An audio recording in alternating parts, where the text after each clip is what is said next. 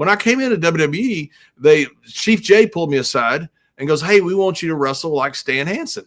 I said, "Okay, I know how to do that. I've idolized Stan. I'm happy to work like Stan. Stan's the best."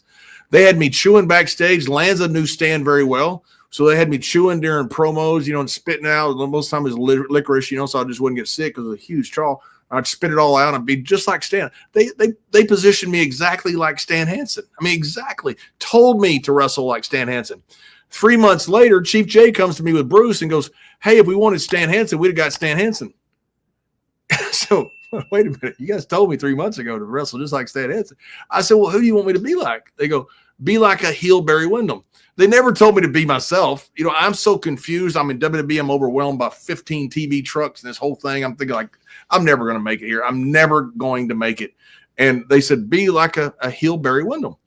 I said, "Okay." I watched Barry Windham, so I knew exactly how he worked. He's, I'm not as good as he is, but I knew exactly how he did things.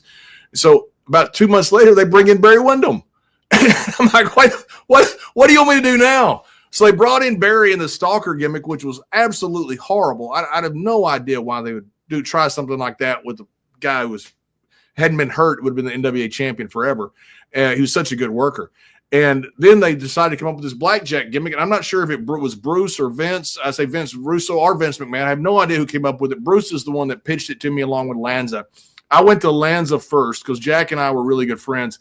And I said, "Jack, I want to make sure this is okay with you." And I said, "I just want to make sure that you're fine with this." And he goes, "No, kid, it's an honor to have you as a blackjack." He goes, "I'll help you any way I can." And Jack did our first promos for us. That's all I was worried about was that. But it was Bruce that came to me along with Jack Lanza to explain to me the whole character and what we're going to do. What'd you think of that new Blackjacks tag team? I thought the world of Barry Windham. I still do to this day. I was thrilled. I mean, I was absolutely thrilled to be out there with Barry Windham. I mean, he was an idol of mine. When I first started, Gary Hart did me a huge favor, which I thought was a negative at the time. He said, "Hey, this kid's from Sweetwater, Texas," which I legitimately am. And Blackjack had claimed that as his working town, which Blackjack was from somewhere around Austin, not Sweetwater, but like the name.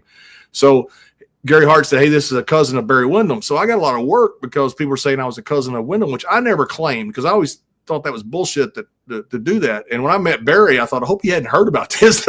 I'm working as his cousin. And he hadn't. I don't know. He obviously he hadn't even heard of it. So, but I thought it was such an honor to even be associated with Barry Windham.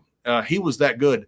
Man, Conrad, you're a historian. I mean, you saw Barry. If he hadn't got hurt, he'd have been NWA champion forever. Forever. He was that good. There was nothing. I mean, people talk about Randy Orton today, and Randy is that good, by the way. Yes. Randy's best comparison is to Barry Windham. I agree with that. They are both just so freaking smooth. There's nothing like those two guys. I mean, Windham was light years ahead of everybody else back then. So it was a huge honor to be out there with Barry. And deceptively big, too. Like, I don't think people understand how big Barry Windham and and he had those mitts like Blackjack and those freaking like catcher glove hands, man. Barry was a big, tough guy. And I mean tough. Barry was that was a tough guy. We went to Japan one time when right at the Montreal screw job, Barry got us a deal to go to Japan.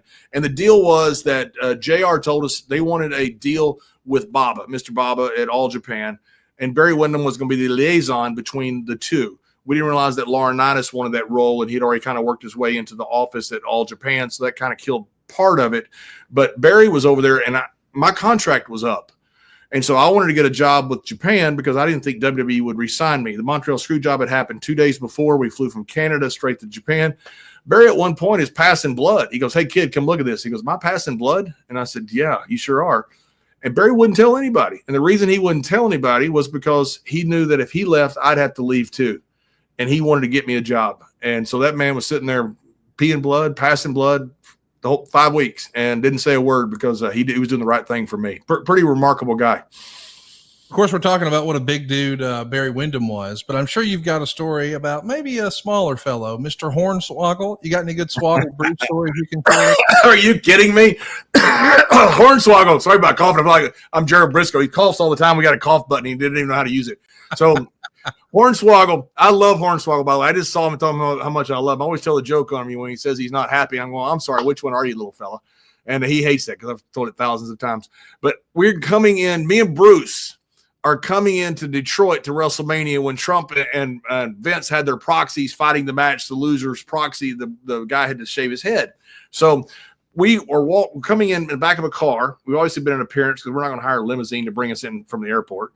And so some appearance we'd been to, and we see Bob Holly walking across a field carrying something quite large with one hand. And we thought, Bruce said, "What is that?" I go, "I don't know." And I started looking. I said, "That's a person." And Bruce goes, "It can't be." I said, "It's Hornswoggle." He goes, "You're kidding me." I said, "No." I said, "That's Hornswoggle." So we stopped the car, and Bob sits him up. And Hornswoggle is so drunk, he can't even stand up on his own. And Bob Holly's mad. He goes, "I'm stuck with this little motherfucker. I'm sick of him. I'm leaving him right here with you." And Bob just storms off. I said, "Oh, my God, now we're stuck with Hornswoggle." So I look at him, and I said, "Dylan," I said, "have you been drinking?" And he said, "No." And he falls over. So we pick him up, put him in the car, take him to the green room. Well, as soon as we get him in there, we realize Vince and Linda are coming into the green room. And this is Hornswoggle's first WrestleMania. You know, if it's your 10th WrestleMania, you might be able to get away with this, but not your first. And then, oh shit, he's gonna be fired. He's such a nice guy, and he's gonna be fired. So I said, "Bruce, what do we do?" He goes, "We got to get him out of here." And I said, "Well, how are we going to do that? We can't carry him up to his room." And Bruce said, "Go get the bellhop." So I went and got the bellhop and brought him into the green room. And I said, "Hey, man, we need some help." And I gave him $20. I said, "I need to take this up to the room." And I pointed to Hornswoggle. He goes, "You want me to take him up to the room?" I said, "Yes. I want you to take me like a piece of luggage. You're a bellhop, right?" He goes, "Yeah." But he goes, "I've never taken a person." I said, "Put him on your luggage cart and take him up to the room." He goes, "What do I do when I get there?" I said, "Well, dump him over. Just make sure he's on his belly where he doesn't throw up and drown or something." And he goes, "You're kidding me." I said, "No." I said, "But you got to get his ass out of here now because the boss is coming and he might get fired." So we gave him $20, which, back in the 90s was a little bit more money than it was today, and gave him or 2000, whatever it was WrestleMania. Gave him the money. He wheels him through the lobby. The lobby is full of fans. Thank goodness this is before cell phone pictures. And everybody's looking around and seeing this luggage cart go through, and they realize, "Hey, that's Hornswoggle." Hornswoggle sitting there just passed out. Took him to his room and dumped him over, and saved him his job. My goodness. Listen, I want to also ask you about your Acolytes run. Sort of after the new Blackjacks thing, you get paired with Ron Simmons for another tag team run. Of course, that eventually becomes APA. But the original Acolytes, when it was a part of the ministry, was that a Russo thing or a Bruce thing? I think it was a Bruce thing, but I don't know for sure. I can't remember who pitched it to us. I was trying to think about that this morning. I think it was Bruce, but it could have been Vince Russo. I don't know. Vince liked me and Ron, and so I think it came from Vince. Vince really liked Ron Simmons. How could you not? I mean, this guy was, everything you want in a grown man. This incredible football player, the first black heavyweight champion. Ron's a pillar. Ron's our Jackie Robinson. I know there are other guys who have, first recognized world champion, I should say. Vince really liked Ron. And so when I came in, Vince liked me too as well. But, he just wanted to find something for us. And believe it or not, they didn't have something for Ron, which is inexplicable. A guy could talk, the guy could work, the guy's this icon. Having nothing for me, I understand.